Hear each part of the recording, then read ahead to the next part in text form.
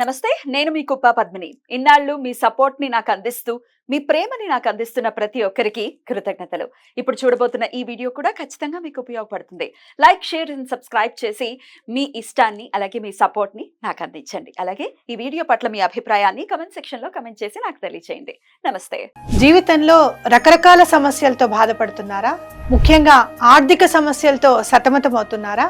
ఎన్నో పరిహారాలు చేసి అలసిపోయారా? మంచి మార్గం దొరకాలని కోరుకుంటున్నారా? అయితే రండి, విశ్వాన్ని ఎలా అడగాలో తెలుసుకుందాం. లా ఆఫ్ అట్రాక్షన్ క్లాసెస్ మీకోసం మన ఛానల్లో. వివరాల కొరకు సంప్రదించండి. నమస్తే, వెల్కమ్ టు అవర్ ఛానల్. నేను పద్మిని. ప్రస్తుతంతో పాటు ప్రముఖ ఆధ్యాత్మికవేత్త, ప్రముఖ న్యూమరాలజిస్ట్ లక్ష్మీ నరసింహస్వామి ఉపాసకురాలు శ్రీమతి స్రవంతి గారు మనతో పాటు ఉన్నారు. మాట్లాడదాం. నమస్తే అక్క. నమస్తే పద్మిని అక్క, ముందుగా మీకు శ్రీకృష్ణ జన్మాష్టమి శుభాకాంక్షలు అక్క.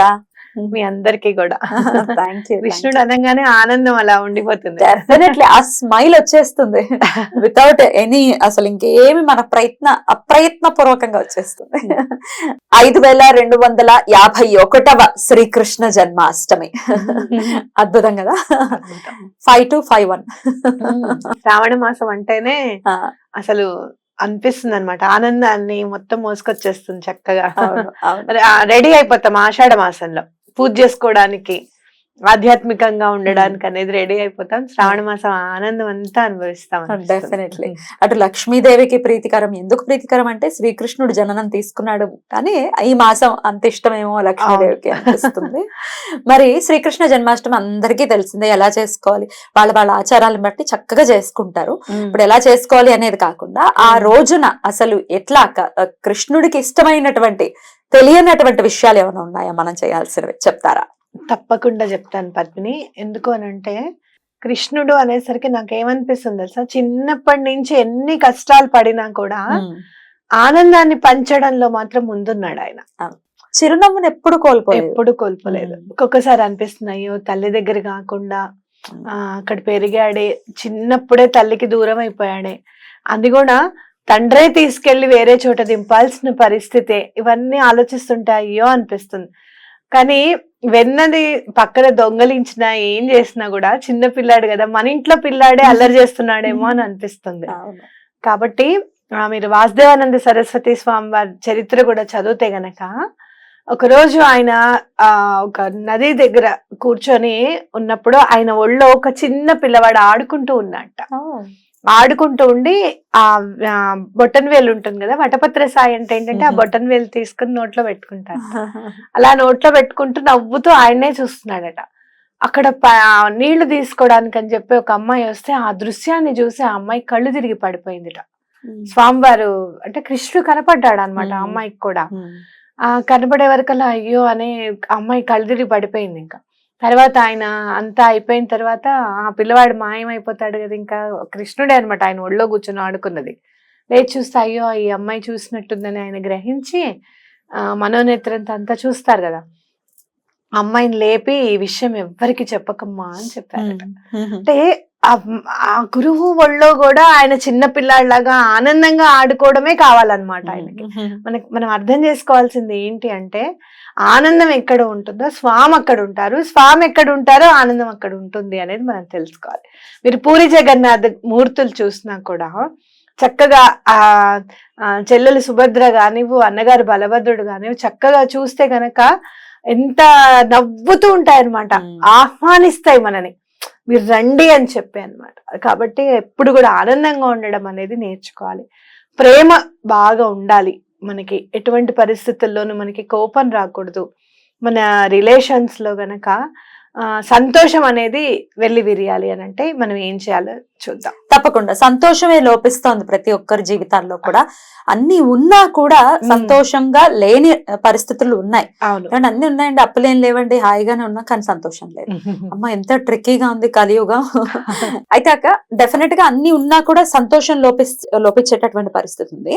ఒకవేళ ఈ చాలా మందికి 100% ఆర్థిక పరమైన ఇబ్బందులే ఉన్నప్పుడు ఏదో ఆనందం ఉంది అనుకుని ఆనందపడే పరిస్థితి ఉండదు, ఆర్టిఫిషియల్ అయిపోతుంది అది కదా. డెఫినెట్ గా సమస్య గుర్తొచ్చేస్తుంది, ఏముంది ఆనందం అని అనిపిస్తుంది. మరి ఎట్లా ఈ పరిస్థితులు అన్ని మారాలంటే కృష్ణ పరమాత్మ ఎలా మనల్ని అనుగ్రహిస్తాడు, ఏం చెయ్యాలి ఆయన ప్రీతి కోసం? ఒక్కటి మాత్రం వాస్తవంగా నేను చూసేది ఏంటి అంటే, డబ్బు ఉంటే ఆనందం ఉంటుంది అనుకోవడం పొరపాటు, చాలా పొరపాటు అది.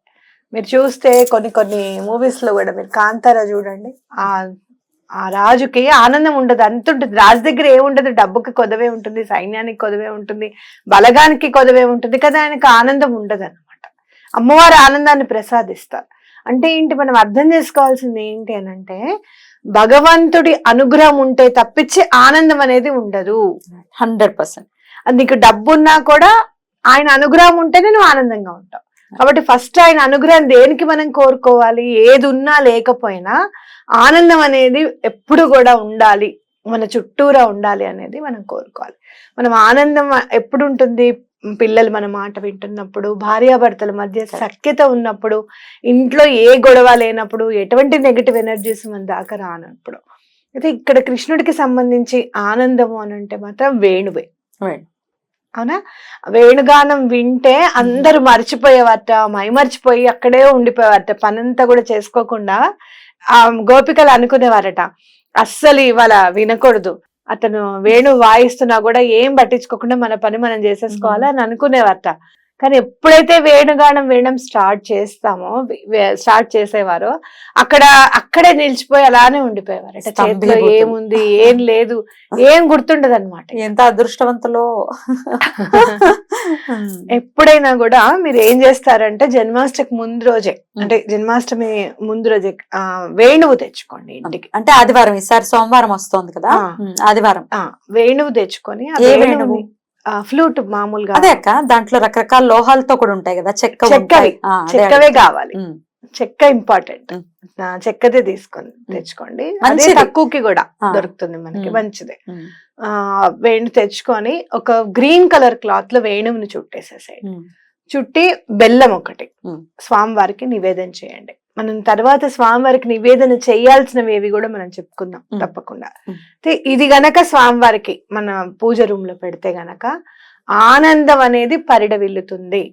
మీరు ఎలా ఉంటుంది అనేది మీరు చూడండి. తర్వాత పొద్దున్నే లేచేసి అదే వేణువుని తీసుకొని వెళ్ళి ఎక్కడైనా కృష్ణుడి గుడిలో తప్పకుండా ఇవ్వండి. సో ఆదివారం పూజ చేస్తాము, సోమవారం వెళ్ళి కృష్ణ గుడిలో ఇచ్చేస్తాం. మా దగ్గర లేదండి కృష్ణుడి గుడి అనకండి, ఎక్కడ ఉంటే అక్కడికి వెళ్ళి వేణుగోపాల స్వామి అని ఉంటాడు, తప్పకుండా ఆ వేణుగోపాల స్వామికి తప్పకుండా ఆ ఫ్లూట్ ని, తప్పకుండా వేణువుని ఇచ్చేసేయండి. వేణువుని చూస్తే మీరు మనకి మన షట్చక్రాలు, 7 చక్రాస్ ఎట్లా అయితే మన బాడీలో ఉంటాయో, వేణువు కూడా అలానే 7 హోల్స్ ఉంటాయి, రంధ్రాలు ఉంటాయి. అయితే అవి మీరు చూస్తే గనక 5 ఒక చోట ఉంటాయి, 2 ఒక చోట ఉంటాయి. మన పంచేంద్రియాలన్నీ కూడా సరిగ్గా ఉండాలి అని అంటే గనక మన మనసు, మన బుద్ధి సరిగ్గా ఉంటే ఇవన్నీ సరిగ్గా ఉంటాయి అని అర్థం. ఈ మనస్సుని, బుద్ధిని నువ్వు గట్టిగా పట్టుకొని ఉన్నావు అనుకో, ఇవి సక్రమంగా పనిచేస్తాయి అన్నమాట, చక్కటి నాదం అనేది వస్తుంది అనేది అర్థం. కాబట్టి అది చక్కగా దండం పెట్టుకొని అది చేయండి. అలాగే మీకు ఆర్థిక ఇబ్బందులు ఉన్నాయి, బాగా చాలా భరించలేకపోతున్నాం, డబ్బు అనేది నిలవడం లేదు మనకు అసలు అంటే గనక, హస్తం మొత్తం 12 అరటిపళ్ళు ఉంటాయి హస్తం, ఒక్కొక్కసారి 16 కూడా వస్తాయి. ఆ హస్తాన్ని అసలు కట్ చేయనివ్వకండి. హస్తం ఎంత ఉందమ్మా అని అడగండి. ఆ హస్తానికి మీరు అంత డబ్బులు ఇచ్చేసి చక్కగా అరటిపళ్ళు తీసుకొచ్చేసేయండి. కొంచెం పసుపు రంగులో ఉన్నవి తెచ్చుకోండి అరటిపళ్ళు. అలాగే ఒకటి ఎల్లో కలర్ క్లాత్ ఒకటి స్వామివారి దగ్గర పెట్టి ఈ పళ్ళు ఒకటి నివేదన పెట్టండి. ఆర్థిక ఇబ్బందులు తొలగిపోవాలి అని చక్కగా దండం పెట్టుకోండి. ఎక్కడైతే గురువు అనుగ్రహం మనకు ఉంటుందో అక్కడ ఆర్థికంగా ఎటువంటి ఇబ్బంది ఉండదన్నమాట. అది కూడా మీకు ఎలాంటి డబ్బు వస్తుంది అంటే ధర్మబద్ధంగా మీకు రావాల్సింది మీకు వస్తుంది. మీకు ఏదైనా ప్రాపర్టీ ఇష్యూస్ ఉన్నాయి, వాళ్ళు ఇవ్వట్లేదండి, మా పెద్దవాళ్ళ చేతిలో ఉన్నాయి, మాకు రావట్లేదు అనుకుంటే గనక కృష్ణాష్టమి చాలా ఇంపార్టెంట్ అన్నమాట. కౌరవులకి పాండవులకి ఆయన నుంచొని వద్దురా గొడవ అని చెప్పి ఆయన ఏం చేయాలో అది చేసిన తర్వాత సరే ఇక మీ బాధ మీరు అనుభవించండి, మీ కర్మకి మీరే బాధ్యులు అని చెప్పి నుంచొని ధర్మం వైపు ఆయనకి ఏం అవసరం, రథాన్ని నడిపే అవసరం ఏముంది చెప్పు. ఆయనకి డ్రైవర్ అవ్వాల్సినంత కర్మ ఏం అది రథసారథి అయ్యి అలా నడిపించాడు అని అంటే ధర్మం వైపు ఆయన ఎలా నిలబెడతాడు అనేది మనము ఆలోచించాలి. అలాగే గురువుకి సంబంధించింది ఏదైనా చెయ్యాలి అంటే కృష్ణుడికి ఎందుకు చెయ్యాలి అని అంటే భగవద్గీత ఆయన ఉపదేశించారు కాబట్టి, ఆయన జగద్గురువు కాబట్టి తప్పకుండా మనము చెయ్యాలి. జాతకాల్లో ఏదన్నా గురువుకి సంబంధించి ప్రాబ్లం ఉంది అని గనక మీకు ఏమన్నా చెప్తే గనక ఈ రోజు చాలా ఇంపార్టెంట్ అన్నమాట. మీరు చేయాల్సింది ఏమి లేదు, ఆ ఎల్లో కలర్ క్లాత్ చక్కగా బ్లౌజ్ పీస్ తీసుకోండి, 1 మీటర్ కొత్తది కొనుక్కోండి. అలాగే ఈ అరటి పళ్ళు సమర్పించి గురువుకి సంబంధించింది ఏదైనా కృష్ణాష్టకం చదువుకోండి, చాలా మంచిది. చాలా సింపుల్ గా చదువుకోవచ్చు. ఆ బట్టను తీసుకొని next day yellow colour cloth తీసుకొని అరటిపళ్ళు చక్కగా ఇంటిల్లిపాది తినండి, బయట అందరికి పంచి పెట్టండి. నెక్స్ట్ డే కల్లా అరటిపళ్ళు కంప్లీట్ అయిపోవాలి ఇంకా. ఓకే, ఆ బట్ట ఏదైతే ఉంటుందో అది తీసుకొని మన బీరువాలో లాకర్ లో పెట్టుకోండి. ఓకే, డబ్బు అనేది ఎట్లా వృద్ధి చెందుతుందో మీరు చూడండి. కృష్ణుడు ఎక్కడుంటే ఆనందం అక్కడ ఉంటుందని చెప్పాం కదా, లక్ష్మీదేవి కూడా ఆనంద స్వరూపిణి, ఆవిడ తప్పకుండా ఆయనతో పాటే ఉంటారు. ఖచ్చితంగా ఆయన ఎక్కడుంటే అక్కడ ఉంటారు. చాలా బాగా చెప్పారక్క. స్విచ్ వర్డ్ రూపంలో కూడా స్వామికి ప్రీతికరమైంది ఏదైనా వైదిక్ స్విచ్ వర్డ్ చెప్తారా? తప్పకుండా చెప్తాను పద్మిని. అది చదువుకుంటే అసలు స్వామి ఎదురుగుండా ఉన్నారా అని అనిపిస్తుంది అనమాట మనకి. కృష్ణాయ గోవిందాయ గోపీజన వల్లభాయ, ఇది స్విచ్ వర్డ్. చక్కగా కృష్ణాయ గోవిందాయ గోపీజన వల్లభాయ అని చదువుకోండి. ఎప్పుడు కూడా ఆయన గోవులను ఎప్పుడు కూడా మీరు ఎక్కడ చూసినా కూడా గోవు అనేది చూసారు అంటే కృష్ణుడి దగ్గర తప్పకుండా మీకు కనపడుతుంది. అందుకే దత్తాత్రేయ స్వామి కూడా త్రిమూర్తి స్వరూపం కాబట్టి వెనకే గోవు ఉంటుంది అనమాట. ఆయనకు కూడా గోవు లేనిదే మనల్ని కృష్ణుడిని ఊహించుకోవడం మన వల్ల కాని పని అసలు.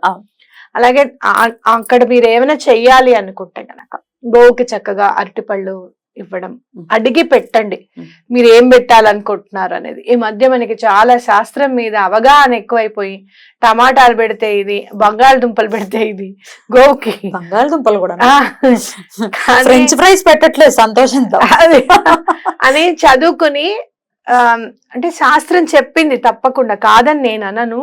అందరూ వెళ్ళి పెట్టేస్తే దానికి కూడా పాపం అరగాలి కదా, హరాయించుకునే శక్తి పాపం ఉండాలి. ఎంతో మంది గోవులు పాపం బయట చెత్త దగ్గర తినేసి ఆ ప్లాస్టిక్ కవర్లు లోపలికి వెళ్ళిపోయి పాపం సర్జరీ చేసి రిమూవ్ చేయాల్సిన ఎన్నో కేసెస్ నేను చూసాను. కాబట్టి అలా కాకుండా వాళ్ళని అడిగి, ఏమండి మేము ఇది పెడుతున్నాము, మీరు పెడతారా, రేపొద్దున మేము ఇది కొంచెం పెడతా, రేపొద్దున మిగిల్చి మీరు అరటిపళ్ళు పెడతారా అని చెప్పి అడిగి పెట్టండి వాళ్ళకి. ఓకేనా, ఇది చేయండి, చాలా మంచిది. అయితే స్వామి వారికి మనం ఏం నైవేద్యం పెట్టాలి అని అంటే, స్వామి మనకి ఎల్లప్పుడూ తోడుండాలి అన్ని విధాల. స్వామి మిత్రత్వాన్ని అంటే స్నేహితుడు గనక స్వామి అవుతే మనం దాన్ని అనుభవించాలి ఆనందం అంటే గనక అటుకులు ఇవ్వండి స్వామికి. అటుకులు తప్పకుండా సమర్పించండి స్వామివారికి. స్వామి వెన్నంటే ఉండు, మాకు తోడై ఉండు, మా జీవితాలని చక్కదిద్దు అని చెప్పి మనస్ఫూర్తిగా దండం పెట్టుకోండి. తప్పకుండా నేను చెప్పాలనుకున్నది ఏంటంటే, ఎవరైతే లడ్డు గోపాల్ని తీసుకొని వచ్చి వాళ్ళ పిల్లవాళ్ళలాగా చక్కగా చూస్తారో, అలాగే ఇప్పుడు మీరు పాలు పెరుగు వెన్న కూడా సమర్పించండి. అది అందరూ చేసే పని, తప్పకుండా చేయండి ఆ పని కూడా. అయితే ఆ లడ్డు గోపాల్ని ఎవరైతే తీసుకొచ్చి వాళ్ళ పిల్లాళ్ళగా చూసుకుంటారు చూడు, వాళ్ళందరికీ కూడా శతకోటి నమస్కారాలు. ఎంతో పూర్వజన్మ పుణ్యం ఉంటే తప్పించి ఆయన లడ్డు గోపాల్ గా మన ఇంటికి రారు అనేది నా గట్టి నమ్మకం. ఆ ప్రేమ వాళ్ళ శ్రద్ధలో కనపడిపోతూ ఉంటుంది. ఆ డ్రెస్ కట్టడం, పొద్దున కూడా ఒక వీడియో చూసారు, చక్కగా ఇక్కడ కూడా డిజైన్స్ వేస్తారు, కాళ్ళకు కూడా డిజైన్స్ వేస్తారు, ఎంత శ్రద్ధ వేస్తారు పద్మిని. ఆనందం ప్రతి ఒక్కరి జీవితాల్లో వెళ్లి విరియాలని మనస్ఫూర్తిగా కోరుకుంటూ మరొకసారి మీకు ప్రేక్షకులకి శ్రీకృష్ణ జన్మాష్టమి శుభాకాంక్షల్ని తెలియజేస్తూ నమస్కారం అక్క. నమస్తే పద్మిని.